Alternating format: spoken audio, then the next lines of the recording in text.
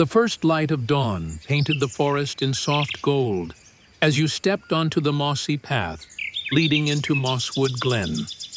The earth beneath your feet was springy with centuries of fallen needles, and the air hummed with the scent of pine resin and wild rosemary. High above, a trio of chickadees flitted between branches, their cheerful dee-dee-dee calls mingling with the deeper croon of a mourning dove. The wind moved through the treetops in slow, sighing waves, carrying with it the distant chuckle of a hidden stream. As you walked deeper, the forest seemed to breathe around you. Sunlight dappled the ferns, turning their fronds translucent green, and here and there, mushrooms glowed like pale lanterns in the dim undergrowth. A fallen log, furred with emerald moss, invited you to pause. As you rested your palm against it, something small and warm brushed your fingers. A red squirrel, its eyes bright with curiosity, whiskers twitching as it considered you before scampering away. The path forked ahead. To the left, sunlight pooled in a meadow where golden grasses swayed, alive with the drowsy dance of butterflies.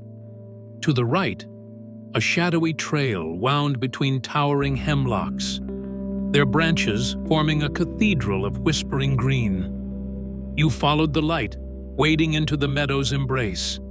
Bees bumped lazily between clover blossoms, and a red-tailed hawk circled high above, its shadow rippling over the grass like a fleeting thought.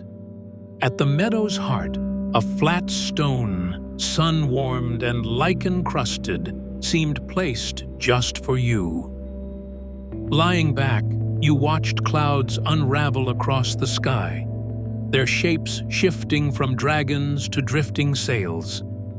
Time stretched, elastic and sweet.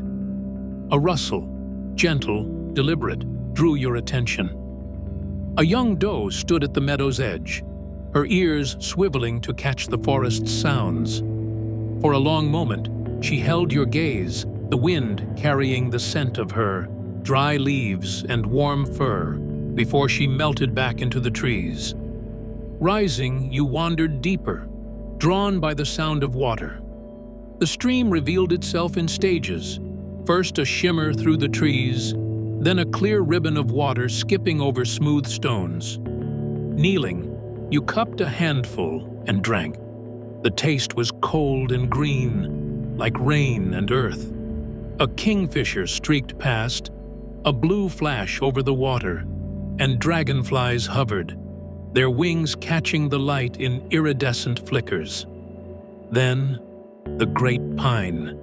It stood at the forest's heart, its trunk wider than your outstretched arms, its roots knotted into the land like old veins. The air here was still, heavy with the scent of resin. You pressed your palm to the bark, rough and ridged, yet thrumming with something ancient. A whisper, not in words but in feeling, curled through your mind. Why have you come?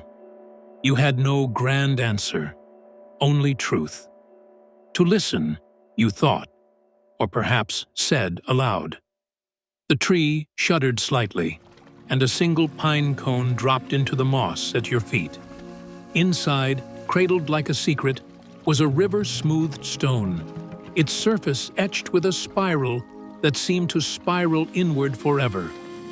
As your fingers closed around it, the wind surged through the branches overhead, and the birds, hidden until now, erupted into song. Robins, thrushes, wrens, their voices weaving into something joyous and wild. The return journey was slower, richer. You noticed what you'd missed before. A fox's den tucked between roots, its entrance worn smooth by generations of paws. A spider's web strung with dew, each droplet holding a miniature sky. The way the light turned the fallen leaves into coins of copper and gold. At the forest's edge, you hesitated.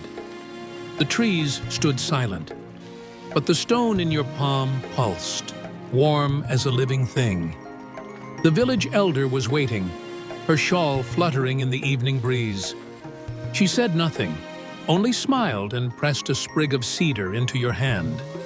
That night, as you lay beneath a sky dusted with stars, the wind carried the forest's lullaby, the creak of branches, the murmur of leaves, the distant call of an owl, and you slept, cradled in the quiet, knowing that you'd been heard.